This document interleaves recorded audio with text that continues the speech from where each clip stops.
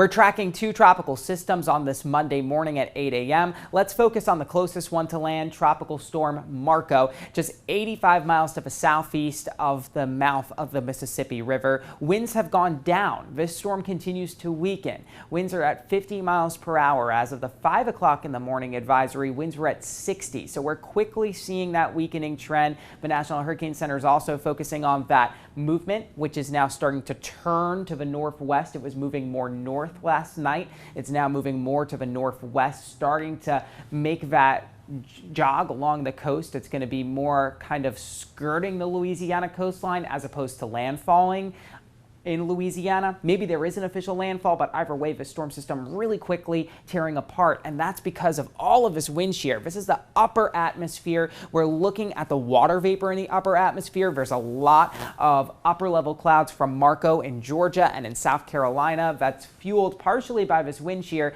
and then you've got high pressure off the coast of Florida. That's actually going to help steer Laura away from the eastern Gulf. So Marco's getting torn apart by wind shear, but it's going to pave the way for a much better environment for Laura to become a very strong hurricane in the Gulf later on this week. And that's kind of the difficulty with this, is that we have two systems to focus on in Texas and Louisiana. But the good news is that Marco doesn't deserve a ton of attention.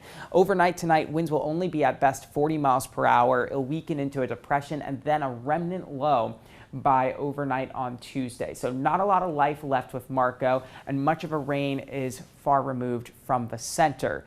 But tropical storm warnings are in effect for Marco from the intracoastal city in Louisiana all the way to Mississippi, Alabama's border. And then for the lower Florida Keys and for Cuba, we do have tropical storm warnings in effect, but it's not from Marco. Those are Laura's. And here's a look at where Laura is. Right now, about 125 miles to the east-southeast of Cayo Largo in Cuba. It is definitely struggling to become organized. And the reason why is because we have a lot of mountainous terrain in Cuba. But once it leaves Cuba, it is fair game that this storm rapidly intensifies. So when does that happen? We're expecting it overnight tonight, early Tuesday morning. Officially, Laura becomes a Gulf of Mexico storm. Then as Marco weakens, Laura strengthens. Wednesday, 2 a.m., winds are up to 85 miles per hour as of the National Hurricane Center's forecast, and it could strengthen even faster than that because the water's really warm, the wind shear is really low.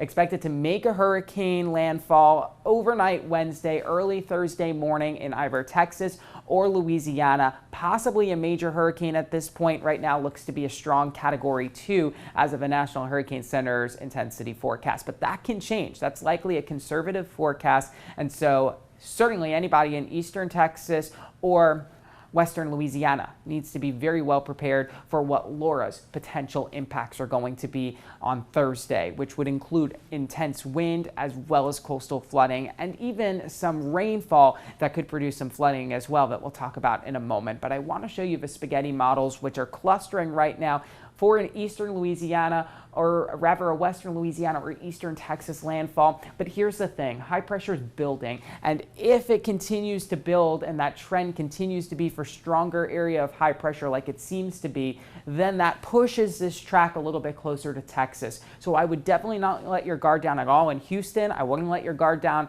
in New Orleans as well, because you're on the east side of the storm, which tends to be the stronger side. Right now it appears as if the storm stays far enough away from New Orleans and from Houston, but that is only if this track verifies. We are still several days out, so things can and will change, and so we have to be prepared that either metropolitan area could see bigger impacts than what's currently anticipated with the model forecast. The European model does bring that heaviest rain between those two cities, and same for the GFS. And as you can see, I mean, the rainfall isn't too impressive for a tropical system, but it's still enough to produce flooding with 4 to 8 inches expected in a very short period of time. So officially, our most recent hurricane is Marco, because it did briefly make that Category 1 hurricane status, but we are expecting Laura to join the group as the 4th hurricane of the Atlantic hurricane season, potentially our first major hurricane. We can't rule it out yet, but we're going to keep you updated. I'm meteorologist Alex Calamia. You can find me on my Facebook and Twitter. I'm Alex Calamia, C-A-L-A-M-I-A. And of course, you can keep updated here at WLTX for all of the latest in the tropics as well as in South Carolina.